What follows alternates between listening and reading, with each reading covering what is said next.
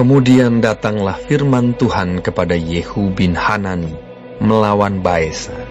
Bunyinya, oleh karena engkau telah kutinggikan dari debu, dan kuangkat menjadi raja atas umatku Israel.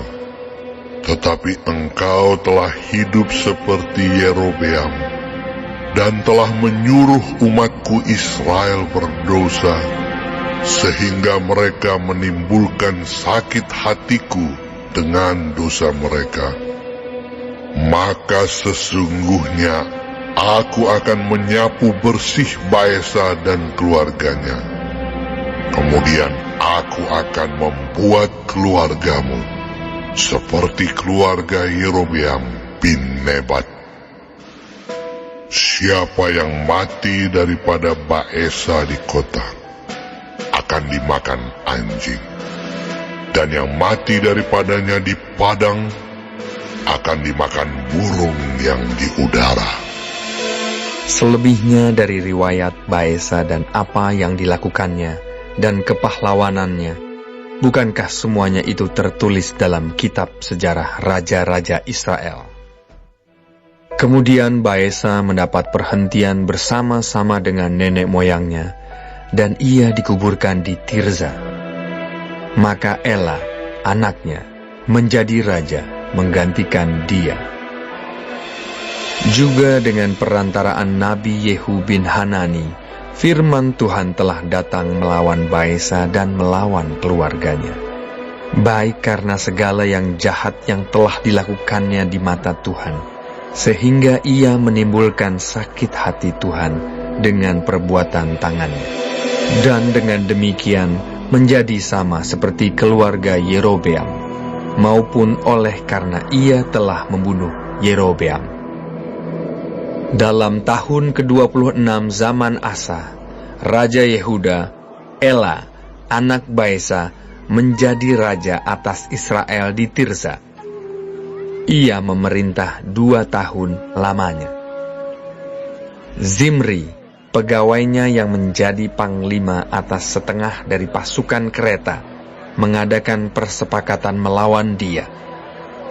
Ketika ia minum-minum sampai mabuk di Tirza, di rumah Arza yang menjadi kepala istana di Tirza, datanglah Zimri, lalu membunuh dia dalam tahun ke-27 zaman Asa, Raja Yehuda, dan ia menjadi raja menggantikan dia. Pada waktu ia menjadi raja itu, segera sesudah ia duduk di atas tahtanya, ia membunuh seluruh keluarga Baesa. Tidak ada seorang laki-laki pun daripadanya yang ditinggalkannya hidup, juga kaumnya dan teman-temannya. Demikianlah Zimri memunahkan seluruh keluarga Baesa, sesuai dengan firman Tuhan yang diucapkannya kepada Baesa dengan perantaraan Nabi Yehu. Oleh karena segala dosa yang telah dilakukan Baesa dan Ela anaknya, yang mengakibatkan orang Israel berdosa pula, sehingga mereka menimbulkan sakit hati Tuhan, Allah Israel, dengan dewa-dewa kesia-siaan mereka. Selebihnya dari riwayat Ela dan segala yang dilakukannya, bukankah semuanya itu tertulis dalam kitab sejarah raja-raja Israel? Dalam tahun ke-27 zaman Asa, Raja Yehuda, Zimri menjadi raja. Ia memerintah 7 hari lamanya di Tirza, sedang rakyat berkemah mengepung Gibeton yang termasuk wilayah orang Filistin. Setelah rakyat yang berkemah itu mendengar orang mengatakan, Zimri telah mengadakan persepakatan, dan ia pun telah membunuh raja, maka pada hari itu juga di tempat perkemahan, seluruh Israel menobatkan Omri, panglima tentara, menjadi raja atas Israel.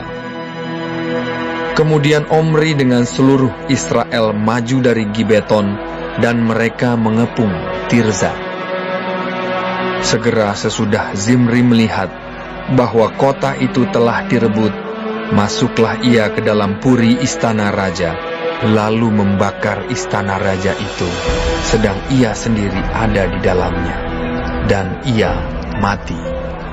Oleh karena dosa-dosa yang telah dilakukannya, dengan melakukan apa yang jahat di mata Tuhan, serta hidup menurut tingkah laku Yerobeam, dan menurut dosa Yerobeam yang mengakibatkan orang Israel berdosa pula. Selebihnya dari riwayat Zimri dan persepakatan yang diadakannya, bukankah semuanya itu tertulis dalam kitab sejarah raja-raja Israel? Pada waktu itu bangsa Israel terbagi dua. Sebagian dari bangsa itu mengikuti Tibni bin Ginat dan bermaksud mengangkat dia menjadi raja, dan sebagian lagi mengikuti Omri. Tetapi rakyat yang mengikuti Omri lebih kuat daripada rakyat yang mengikuti Tibni bin Ginat. Sesudah Tibni mati, maka Omri menjadi raja. Dalam tahun ke-31, zaman Asa, Raja Yehuda, Omri menjadi raja atas Israel, dan ia memerintah 12 tahun lamanya. Di Tirza, ia memerintah 6 tahun lamanya. Kemudian ia membeli gunung Samaria daripada Semer dengan 2 talenta perak. Ia mendirikan suatu kota di gunung itu dan menamainya Samaria, menurut nama Semer, pemilik gunung itu. Omri melakukan apa yang jahat di mata Tuhan, dan ia melakukan kejahatan lebih daripada segala orang yang mendahuluinya. Ia hidup menurut segala tingkah laku Yerobeam bin Nebat, dan menurut dosa Yerobeam yang mengakibatkan orang Israel berdosa pula, sehingga mereka menimbulkan sakit hati Tuhan, Allah Israel, dengan dewa-dewa kesia-siaan mereka. Selebihnya dari riwayat Omri, apa yang dilakukannya dan kepahlawanannya, bukankah semuanya itu tertulis dalam kitab sejarah raja-raja Israel? Kemudian Omri mendapat perhentian bersama-sama dengan nenek moyangnya, dan ia dikuburkan di Samaria. Maka Ahab, anaknya, menjadi raja menggantikan dia. Ahab, anak Omri, menjadi raja atas Israel dalam tahun ke-38 zaman Asa, Raja Yehuda. Dan Ahab bin Omri memerintah 20 tahun lamanya atas Israel di Samaria. Ahab bin Omri melakukan apa yang jahat di mata Tuhan, lebih daripada semua orang yang mendahuluinya. Seakan-akan belum cukup ia hidup dalam dosa-dosa Yerobeam bin Nebat, maka ia mengambil pula Izabel, anak Etbaal, raja orang Sidon, menjadi istrinya, sehingga ia pergi beribadah kepada Baal dan sujud menyembah kepadanya. Kemudian ia membuat mezbah untuk Baal itu di kuil Baal yang didirikannya di Samaria. Sesudah itu Ahab membuat patung Asyera, dan Ahab melanjutkan bertindak demikian, sehingga ia menimbulkan sakit hati Tuhan, Allah Israel, lebih dari semua raja-raja Israel yang mendahuluinya.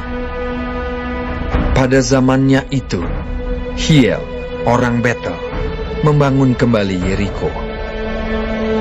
Dengan membayarkan nyawa Abiram, anaknya yang sulung, ia meletakkan dasar kota itu. Dan dengan membayarkan nyawa Segub, anaknya yang bungsu, ia memasang pintu gerbangnya, sesuai dengan firman Tuhan yang diucapkannya dengan perantaraan Yosua bin Nun.